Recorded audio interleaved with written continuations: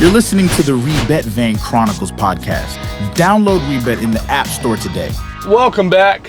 What is up? Episode 3, Van Chronicles. We're actually in the van this time, so y'all get to check that out. Headed to the airport right now. Drop off Ben. He's flying back home, but Yes, sir. we're going to sit here and we're going to recap, I guess, starting in Washington. We went through Oregon, all that fun stuff. So Washington is where I met up with Ben. He flew in. Super he flew early in, flight. right? Yeah, Oof. flew I had like in. 7 a.m. flight. Yeah, scooped him from the airport. I think we hung out in Seattle for a day, right? Yep, we hung out at my place out on the west side, and then we went to the Seahawks game that Seahawks morning. game. Well, We that got was to a stay really in a fun warm game. bed that night. Yeah, no kidding. And that was a really fun game. Seahawks took it to OT, ended up losing. But, I mean, it was a fun time. Had so many chances in that game, too. It was cold. It was cold. Oh, That that's was the what first also I time remember. I've ever been to a Seattle game, so it was really cool to see.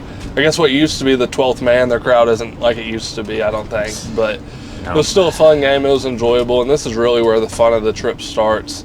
So we head out from Seattle, and I guess we go to Spokane that night, right, to watch the Zags play. And then Baylor versus Gonzaga, which at the time was a top 10 matchup, I think. Yeah, I think it was 7 versus 3, maybe? Yeah, so top 10 matchup.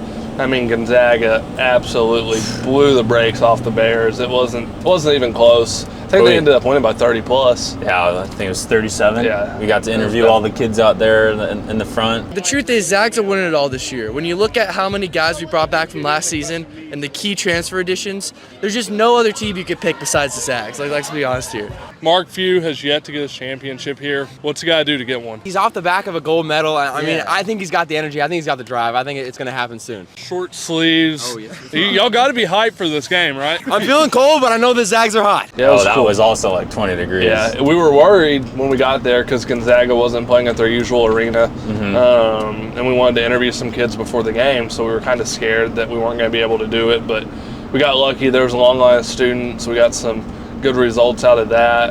It's on our Instagram. Y'all can go check that out. Yep. Yeah, so from there, we stayed the night in a parking lot in Spokane, right? The South Hill. We stayed the night in Ace Hardware parking lot in the South Hill. Yeah, kind of sketchy, but Yeah, hey. not a thing to do in Spokane. Hey, we made it out. It was fun, and from there we started our drive to Salt Lake City, I believe, right? Yep. Yeah, I woke up in the morning. We had to get chains though, because our that's first right. time getting chains in North Bend didn't work. Yeah, because we had to go over the passes, I guess. Yeah. Luckily, didn't run into any snow there. But That we was made a brutal drive. Yeah. though. That was our first 13 haul. hour day. That was a haul. Yeah, so we drove for a long time. Eventually that night, we made it to Salt Lake City, Utah. So we went to Salt Lake City, Utah, stayed the night there, got up early. I guess that's when we tracked. Was that Idaho and Wyoming? That was that day, right? So we went through. Are we talking about after Salt Lake City? Yeah. So yeah, I don't after even Salt Lake remember. City, we were going to go through the Rocky Mountains, but there was some That's big right. snow happening. So we had to go up north, and then we had to go through Wyoming to bypass the Rockies, and then down south in Denver where we had to meet someone. Well, we can talk about Wyoming. You know, talk about the worst restaurant I've ever had in my life. What was it called? Little America? Little America. Yeah, they had a sign that said, I think, like under $1 for ice cream cone. No, it was, yeah, 99 It was cents for something ice cream stupid, cone. yeah. And if you know me, like, I tell Ben all the time, I'm a fiend for ice cream. I get ice cream all the time while we're traveling and stuff like that. So I'm like, we have to stop. So we stopped there, and I get a burger and some tater tots, and it may be the worst food I've ever had in my life. It was awful. I tried it, man. You could taste the freezer burn on It both was the tots so bad. and the burger. It was so bad. And so we get out of Wyoming.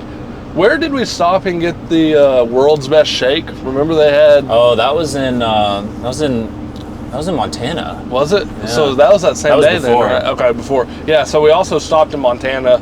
Once again, I saw something saying the world's best shakes, but we pull up to this place, and it's like a gas station, casino. I think they had a trout farm. Yep. They had like 5 different things in one, but their food was pretty good. But they also had the world's best milkshake according to all the signs on the freeway. which I wouldn't say is the world's best. They did have a good shake, but I didn't get the kind that was like the world famous one. Huckleberry, I think. Yeah, Huckleberry, that's what it was, yeah. Yeah, so after we went and ate the disgusting food in Wyoming, we went down into Denver. We had to drop something off, and we're supposed to go through there. We're on our way to Mississippi at this time. Yeah. And Colorado is really where things start getting fun. So right when we're pulling into Denver, it starts snowing, and it's snowing fairly hard. And we knew there was a chance of snow. We didn't really know how much was on the way. But I would say after 30 minutes, the roads were pretty much covered, right? Yeah, no, we had to pivot because we were first going to go down south to New Mexico. Yep. And we decided, how much snow? They're supposed to get like 48 inches of snow in 12 hours. Yeah, it was something ridiculous. It was more than a foot for sure. So yeah, we ended in. So we were driving down south into Denver, and the roads started getting a little hairy. They were sketchy. It wasn't horrible yet to come, but yeah, it was a little bit brutal. Yeah, no, it was. So we kept driving, and that interstate. Which one is it that goes through 70, Colorado? I-70. Yeah, so I-70 is where we wanted to go. Well, it was closed because of the snow. Like, okay, dang. Well, we need to get to Mississippi by Friday night, Saturday morning for this Ole Miss game. So we decided to hit some back roads until we get to a spot where there's a little hill, and the snow is a lot more thick. It's like, and we weren't icy. Yeah, we weren't stuck yet, but we knew if we kept going, we were going to get stuck, and we didn't want to get stuck further up that hill because there was no one around. So we decided we need to turn around. Well, we did have a trailer on the back of this van, and you can't back the van up with the trailer on At it. all. And there wasn't, even the seasoned professionals couldn't do it. and there was no way for us to just turn it around where we were. So it was about, midnight probably? Yeah. It was late. No, it was like 10. Okay, yeah. It was dark out. It was late. We have to get out of the van, take the trailer off, move it up, turn it all the way around, and then back the van up, turn the van around, rehook it to pull out. So that was a whole probably like 15, 20-minute process. And then we stay on the back roads. Well, then we find out I-70 opens back up. So then we're like, okay, let's hit I-70. And that may have been one of the wildest experiences I've ever had in my life, going down I-70 till 3 a.m. We got to Burlington. Yeah. We saw, I'll let you talk about, because you saw at the wreck that we saw. Yeah, so we're driving east on I-70, and the weather is, it's not snowing, but it's 15 degrees outside. There's like 6 inches of snow on the ground, half of it's ice. And we see a car with their flashers on. And so we're like, oh shoot, like we got to stop because they're the only people there. Like there's no one else. There's no one on the roads. Yeah, and it was a banged up minivan. So we stop and we get out and we're like, you guys okay? And the guy hit a truck, a semi-truck, and the driver was back with him talking to him, and they were like, oh, you hit my truck. And we're like, oh, like everyone okay? Like the heat's not on your car, like you good? And they're like, yeah, we're good. And so we're like, okay, we go back to the car, and I'm like, all right, I'm just gonna call 911 anyways, just to tell them that they need to hurry up because these guys got no heat. And so one cop shows up, we're sitting in the car, we're on hold with 911, they're relaying them the information, and a second cop pulls up, and the second cop pulls in, he's going really slow in the right lane, he's got his sirens on, and I see behind him, I'm looking in the mirror right here because we're in front, I see he comes up, and all of a sudden the semi-truck jackknifes into the ditch behind this police like freaking out. He's like, oh my gosh, I'm like, oh, what are you talking about? Like I couldn't see it from where I was. I thought we were about to get smoked or something.